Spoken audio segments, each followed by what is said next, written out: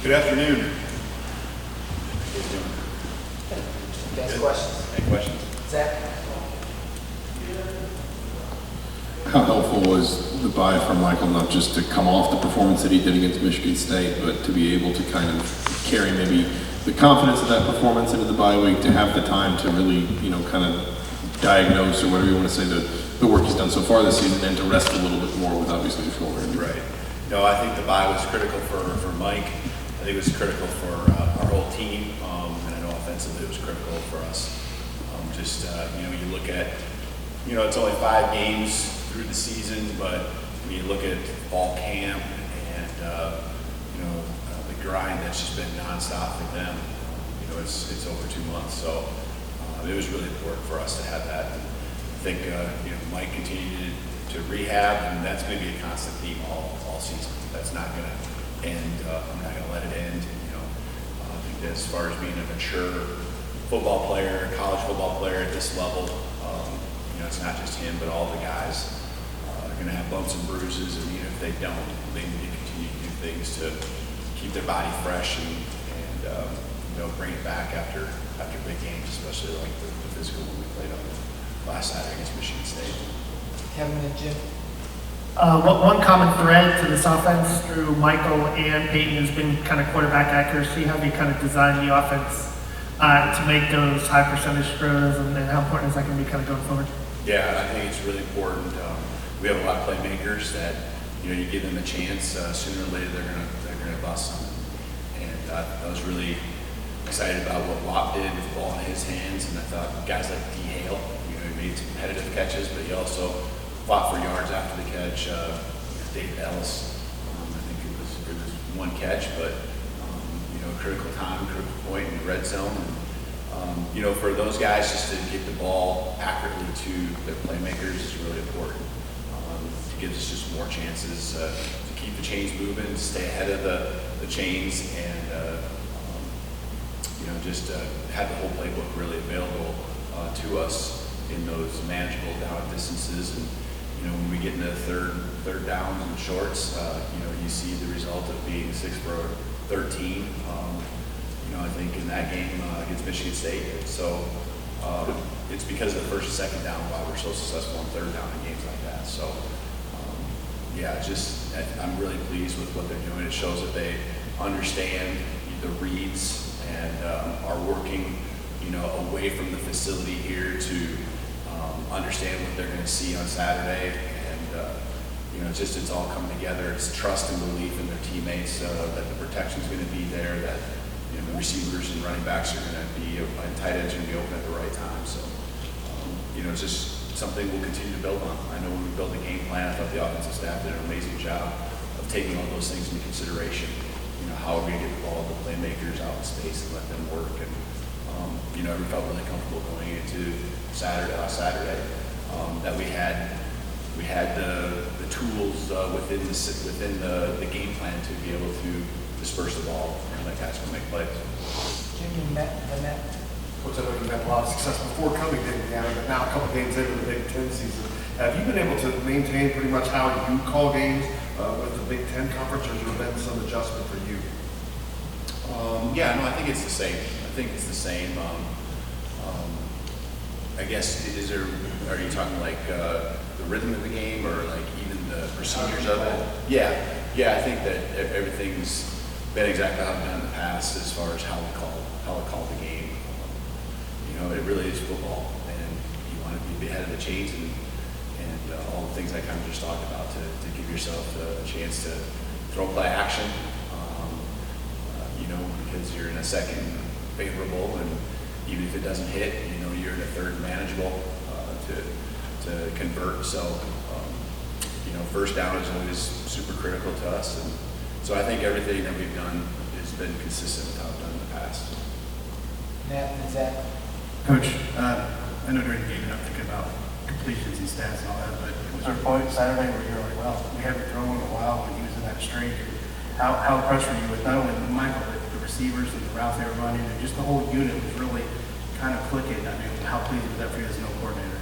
Yeah, I didn't even realize there was a streak until we were heading back, and it kind of was told about it. So, but I knew that we were in a good groove, you know, and I knew that we were seeing it well. I knew that there was a good rhythm to what we were doing. And what I really just put on the guys that they were doing what they were supposed to do and executing. You know, we weren't asking them to do anything beyond their capabilities and abilities that they have.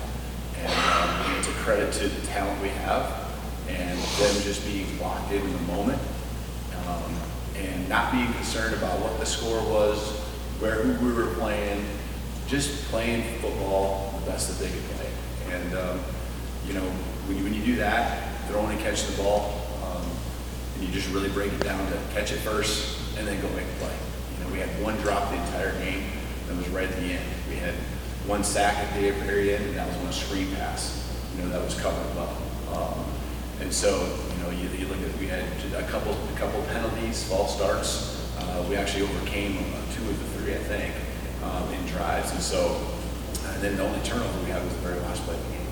And so guys, I think, just really honed in on the moment and didn't get overwhelmed with anything, you know, and just trusted the plan, trusted each other, and just executed. I think as far as win, I think it was that third quarter was really, I think, riding the momentum that we had in the second quarter and just kind of slowly kind of feeling it out and being methodical and then finding our times when we could hit some explosive plays. But kind of there in the third quarter when we scored the field goal, I think we went 80-some yards, 81 yards, got a field goal and kind of, you know, looked at the clock and half of the quarter was over and realized, hey, that was a good drive. You know, we're still behind, but that was a good drive. And got a chance to do it again and take the lead there going into the fourth quarter, or right at the beginning of the fourth quarter. Then I knew we had a good chance of, you know, really, it was really probably the most comfortable I've been with our guys, trusting that they're going to be lined up properly, that they're going to motion properly, that, you know, and I was able to really hone in on what the coverages that we were seeing, the defense that we were seeing, rather than worry about what our guys were going to do or not do, you know. And so there was a lot of trust even on my end towards the offense, and so and that was really exciting to kind of look back on it. Exactly. You mentioned protection earlier. I know you can't just remove the Ohio State game, but you've been one of the best Big Ten teams through the first 5 weeks in terms of sacks allowed, and obviously a lot of those just came in one game. What, to your mind, has kept the pocket clean, and maybe how important has the quarterback's role been in communicating with his line and picking things up?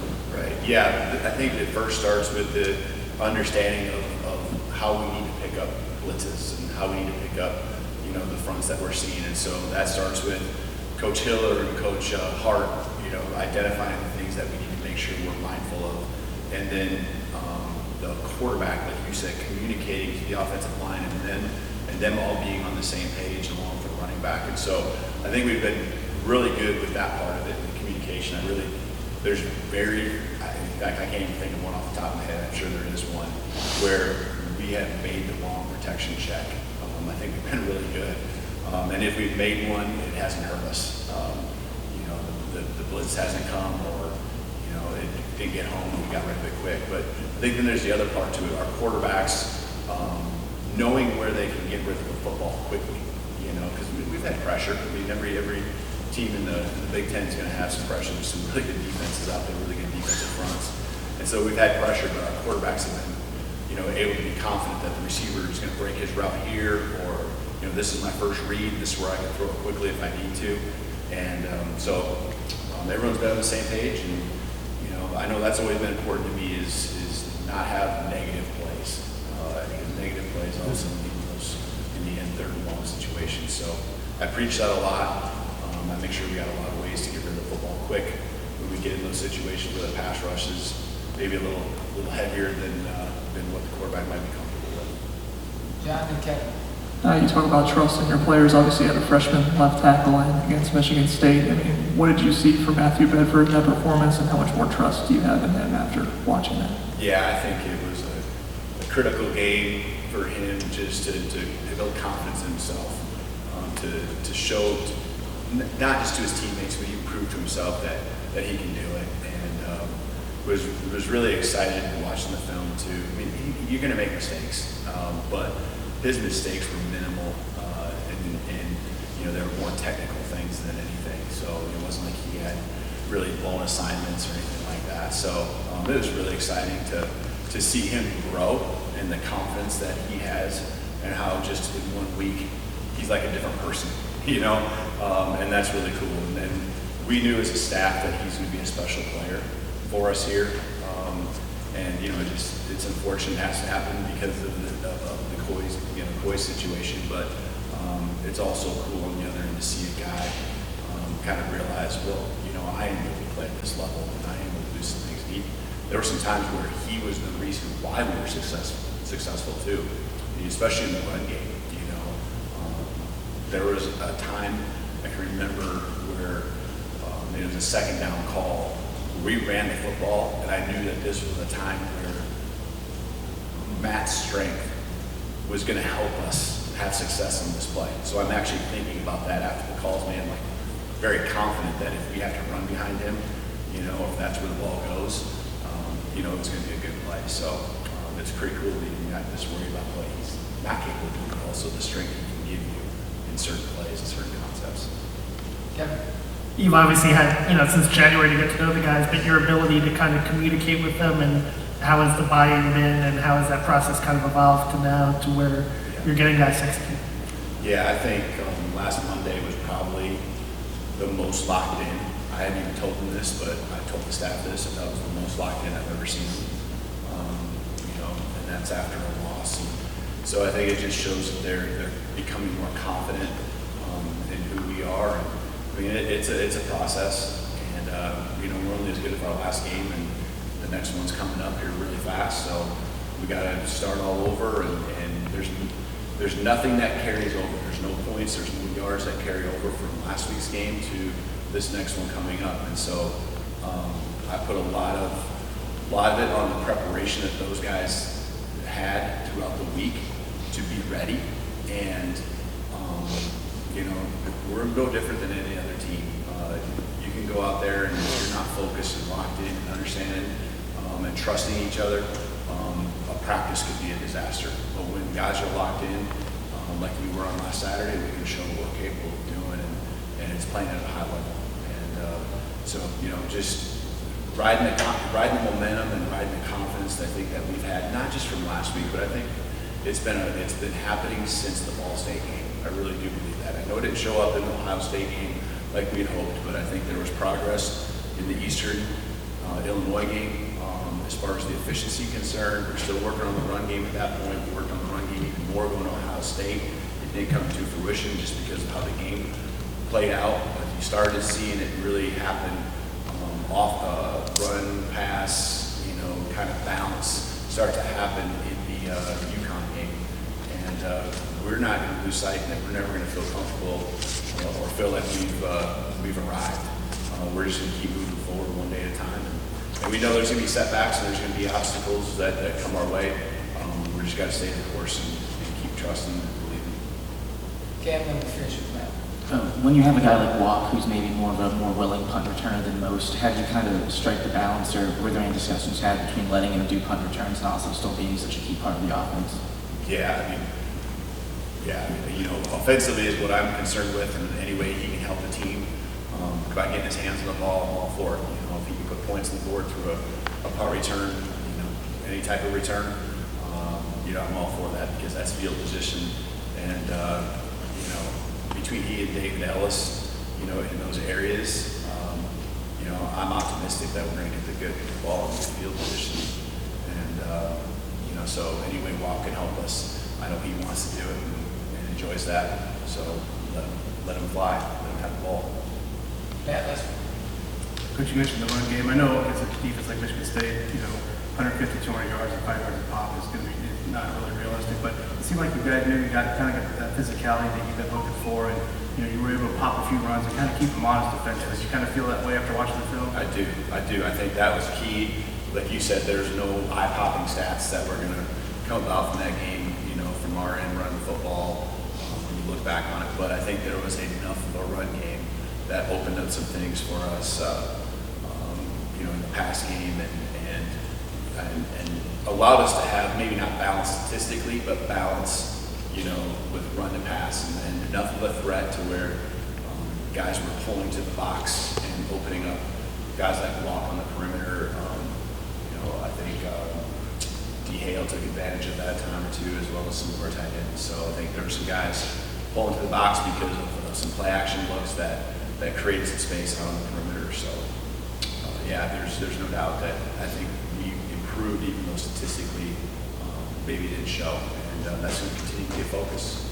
We got to continue to get better as the year goes on, and we face more really good defenses, and because of the season change, when it gets colder out, we know we still have to improve. And you got a guy like Stevie Scott, Ronnie Walker, Sampson, as well.